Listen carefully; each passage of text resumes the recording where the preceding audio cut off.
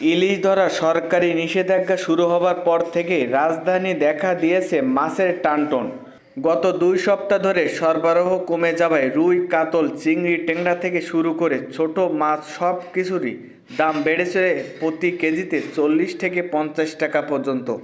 এদিকে গত কয়েক মাস যাবৎ মধ্য ও নিম্নবর্তীদের জন্য গরু মুরগির বাজারে স্বস্তি দেখা নেই। সব কিছুর দাম এখন ক্রেতার নাগালের বাইরে। শুক্রবার রাজধানী রামপুরা ও বনশ্রী এলাকার বাজার ঘুরে বিক্রেতাদের সাথে কথা বলে এসব তথ্য জানা যায়। আজকের বাজারে ইলিশ বিক্রেতা দেখা মেলেনি।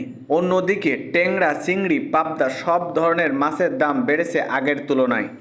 ট্যাংরা চিংড়ি বিক্রি হচ্ছে 800 থেকে 1000 টাকা। চাষের রুই ও কাতল বিক্রি হচ্ছে 350 থেকে 450 টাকা। পাবদা 400 থেকে 450 টাকা। পাঙাশ বিক্রি হচ্ছে 220 থেকে 250 টাকা। তেলাপিয়া ও সিলভার কাপ 220 থেকে 260 টাকা। ছোট আকারের তেলাপিয়া 180 থেকে 200 টাকা বিক্রি হচ্ছে।